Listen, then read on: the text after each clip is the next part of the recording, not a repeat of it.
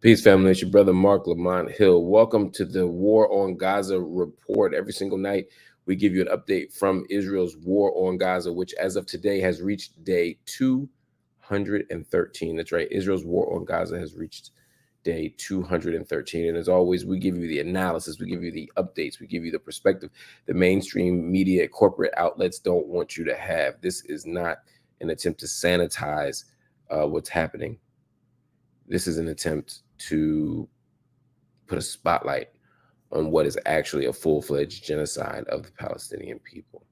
And that's what we do here every single day. I want to shout out some people here who are in the room. We got Farah, who was here, Meg, who was here, who gifted a membership. I'm going to look and see. Rolando DD is here. Omega is here. Brianna Chambers is here. Abel Tesfaye is here. Reed Bell Hooks is here. Warren Jeffries is here. Kimi Aboyade Acosta is here. So grateful for y'all.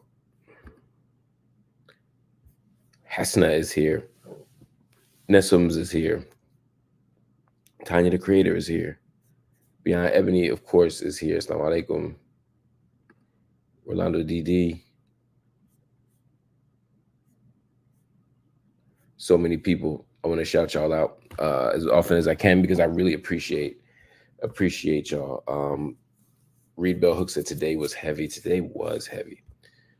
And so many things were going on. Someone said, and Rosa Billy said, I have so many questions, Mark. When you're up for the Gaza focused office hours or a chance for a deeper discussion will be awesome. I agree.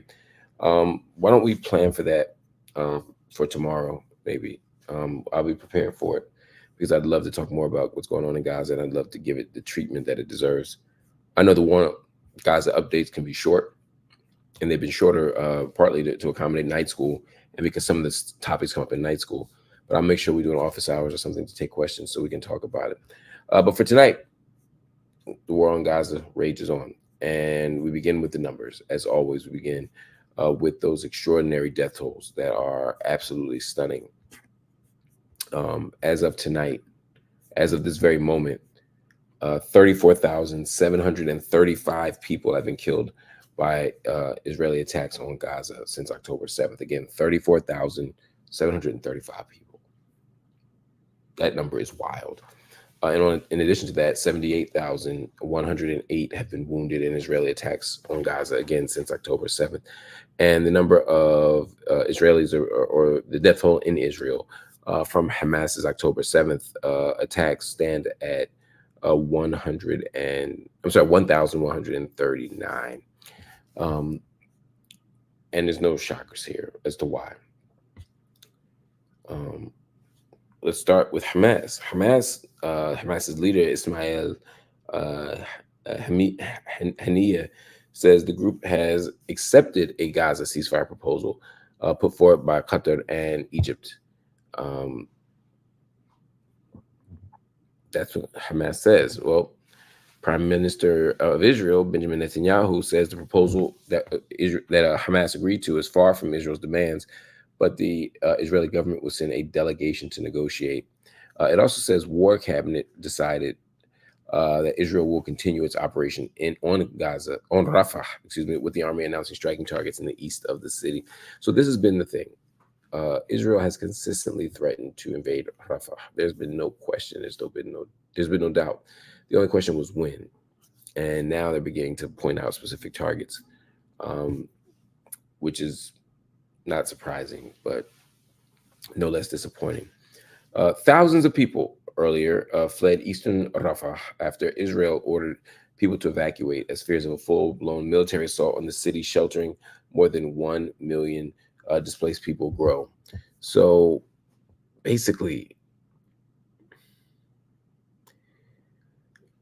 there's no safe spaces in Gaza.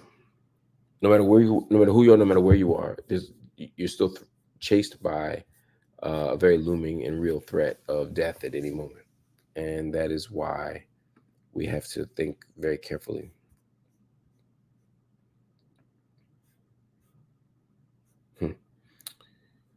Hamas says any Israeli military offensive on Rafah in southern Gaza will not be a, quote, picnic, and adds that it's, quote, fully prepared to defend Palestinians. So this is another piece of the equation.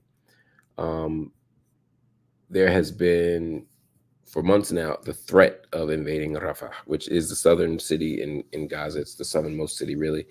And it's where 1.5 million Palestinians are currently sheltering or are currently staying. Only a couple 100,000 of them actually are from there and live there. So there's a lot of vulnerability that Palestinians are experiencing if they're in Rafah, because there's 1.7 million people unhoused. So the odds of anybody you know having a crib is slim to none. So, you're in Rafah, you're vulnerable, you're densely kind of packed in there. And despite all the allegations, despite all the critiques, despite all the predictions of human rights experts, they're like, we don't care. Invade, invade, invade. And invading will win no favors. It'll win no favors by the Palestinian people. It'll win no favors from people specifically of Gaza. It won't win favors from the Israelis. It's only going to foment more anger, more resentment, and more, violent resistance. Anyway, all I'm saying is this is a tough day. And Netanyahu's making it very clear that, the attacks in the southern part, the attacks that we've seen today in Rafah, the devastation is not going to stop. And even if a ceasefire is made for Netanyahu, it's a temporary ceasefire. But at no point does a ceasefire take off the table their right and their freedom and their commitment to invading Rafah. So they want to invade. They want to kick people out. They want to create either another sort of cage for Palestinians or for them to completely leave and go to places like Egypt, go through the Sinai. So it's rough. Today is rough. People have died today. People are getting struck today. And there's no end in sight. And I'm frankly tired of it. I'm tired of talking about it. I'm tired of being devastated by it all. Doesn't mean I don't want to do this job. I wish there was more that could be done. Otherwise I'm just reporting death. And that's not how I want to feel. Anyway, family, thank you for watching Israel's War on Gaza, day 213. I'll be back tomorrow with more updates, and we'll have a longer, deeper conversation with some office hours. All right? Peace.